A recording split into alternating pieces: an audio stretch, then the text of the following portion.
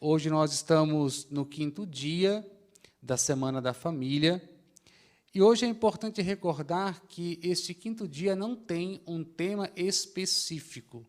Hoje as famílias são convidadas a fazer a hora santa, seja diante do Santíssimo ou em torno da Palavra de Deus.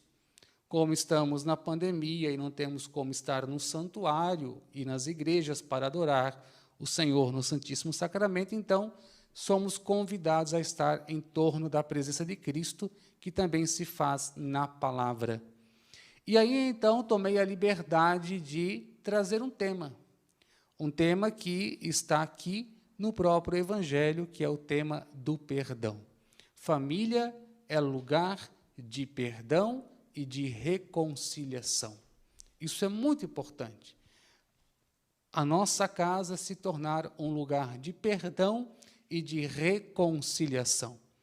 No início do Evangelho que acabamos de ouvir, Pedro pergunta a Jesus quantas vezes devemos perdoar aqueles que pecarem contra nós. E aí Pedro diz, até 7 vezes, Senhor?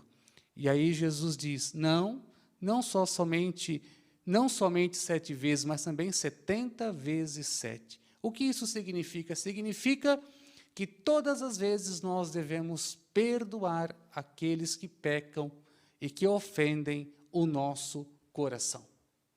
E por que devemos perdoar? Porque nosso Senhor Jesus Cristo, porque o Pai, porque o Espírito Santo, porque a Trindade, sem nós merecermos, fomos perdoados, fomos redimidos pela entrega generosa e gratuita de nosso Senhor Jesus Cristo. Deus que se fez carne, Deus que habitou este mundo, que se fez um de nós, para manifestar o seu amor, mas também para nos salvar e nos libertar do pecado, da morte e de Satanás. Então, se nós, que não merecíamos ser perdoados por Deus, fomos perdoados, quem somos nós para não perdoarmos aqueles que nos ofendem? E aí eu queria trazer aqui uma palavra que vem complementar justamente o que nós acabamos de ouvir. Se prestamos atenção na proclamação do Evangelho, depois que Jesus fala quantas vezes devemos perdoar, ele conta uma parábola, uma história de um rei que perdoa o empregado e depois esse empregado não perdoa um outro que estava devendo a ele. E aí, então, por conta dessa dureza de coração, por conta desse empregado ser perverso, então este rei chama este empregado e coloca ele no calabouço e tortura ele até que ele conseguisse pagar a dívida. E aí, Jesus vai terminando dizendo que, desta mesma forma, é que Deus irá agir conosco se nós não perdoarmos de coração o nosso irmão. Mas veja o que diz em Mateus também, capítulo 6, versículos 14 e 15, veja o que ele diz ao final do Pai Nosso. De fato, se vocês perdoarem aos homens os males que eles fizeram, o Pai de vocês, que está no céu, também perdoará vocês. Mas se vocês não perdoarem aos homens, o Pai de vocês também não perdoará os males que vocês tiverem feitos. Então, à medida que nós agirmos com misericórdia com os irmãos, é a mesma medida que Deus vai agir conosco de misericórdia. À medida que nós perdoarmos, claro que Deus já nos perdoou, mas tem consequência se nós não perdoarmos aqueles que nos ofendem. Então, Deus nos pede esta atitude de sermos perdoadores. Somos perdoados e precisamos ser perdoadores, reconciliadores.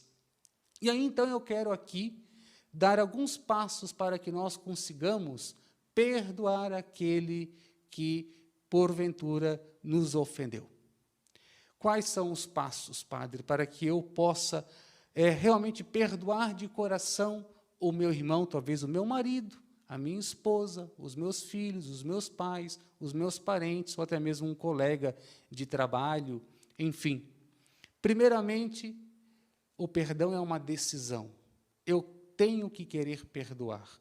Claro que só com as minhas forças não conseguirei perdoar. Preciso da graça de Deus, do amor de Deus me movendo para perdoar. Então, o primeiro passo é eu me colocar na presença de Deus.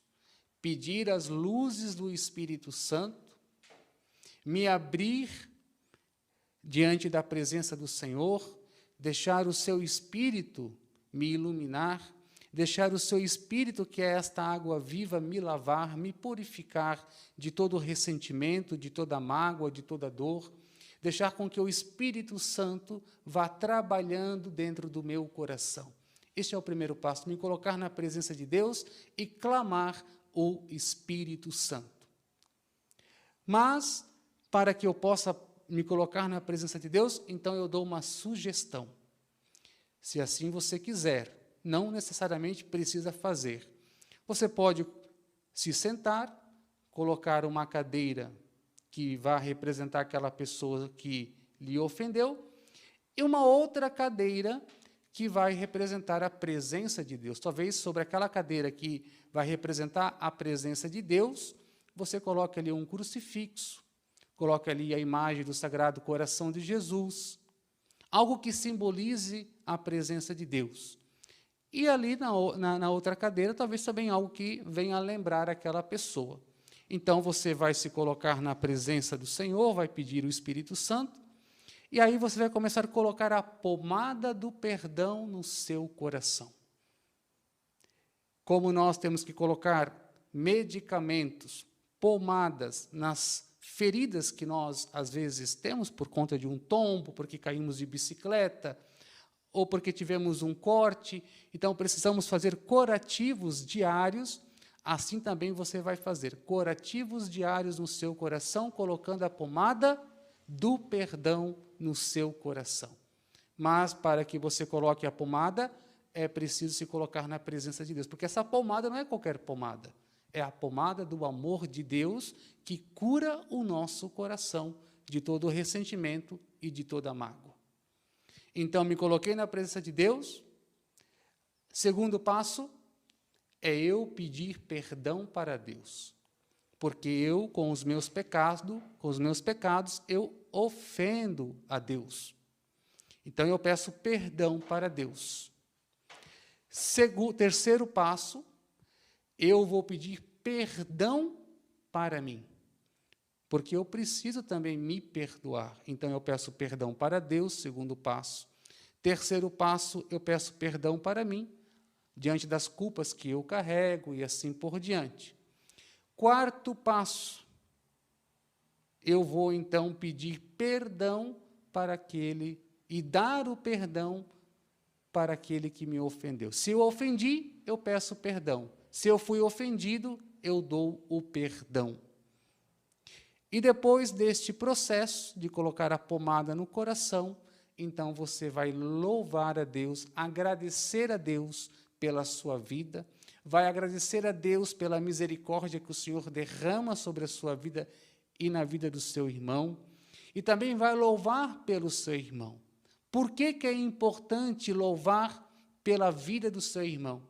Achar qualidades, achar adjetivos, porque às vezes nós só olhamos pela ótica do ressentimento, só vemos os defeitos daquele irmão e não conseguimos mais enxergar a qualidade, as virtudes, as qualidades e as virtudes que aquele irmão tem. Então, por meio do louvor a Deus, agradecendo a Deus pela vida daquele irmão, você então vai começar a olhar este irmão a partir daquilo que ele tem de bom e não aquilo que ele tem de ruim ou de limites, se assim eu posso dizer.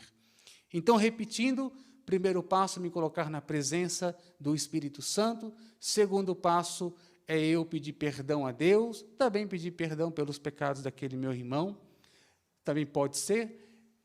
Terceiro passo, eu pedir perdão para mim mesmo. Quarto passo, eu perdoar ou ser perdoado. E o quinto passo é você louvar a Deus, louvar pela sua vida e louvar pela vida do seu irmão. Esses são os passos para que você possa curar o seu coração e dar o perdão do mais profundo do seu coração. Esse espaço chama-se oração de amorização, aonde pelo amor pelo amor de Deus, vamos fazendo uma terapia de autocura interior. E esses são os passos. Concluindo, é importante ser dito o seguinte, muito importante. Se eu tenho um corte muito grande, que levou muitos pontos, é óbvio que o tratamento, o curativo, vai levar mais tempo. Eu vou fazer várias vezes, até que cicatriza. Se o corte é pequeno, é claro que vai ser menos tempo de curativo. Assim também são as feridas do coração. Se as feridas são profundas, vai exigir que, às vezes, por semanas, você tem que repetir esta oração com aquela pessoa. Quando é que eu vou saber que o meu coração está curado? Quando eu lembrar daquela pessoa e sentir paz. Quando eu lembrar daquela pessoa e não tiver mais raiva. Quando eu lembrar daquela pessoa e conseguir amá-la, mesmo com os seus limites e seus defeitos. Isso significa que eu vou esquecer o que ela fez para mim? Não. Deus não vai apagar da sua memória as lembranças, mas você vai ressignificar, você vai ter um novo olhar sobre aquela situação. Você vai ter um olhar amoroso, misericordioso e até mesmo compreensivo a respeito daquela ferida que você recebeu por conta de um limite do seu irmão. Esses são os passos práticos para você curar o seu coração. E vos falo porque já fiz. E constantemente venho buscando fazer. Isso nos liberta e nos faz mais alegres, mais felizes e torna a nossa vida mais leve. Louvado seja nosso Senhor Jesus Cristo, para sempre seja louvado.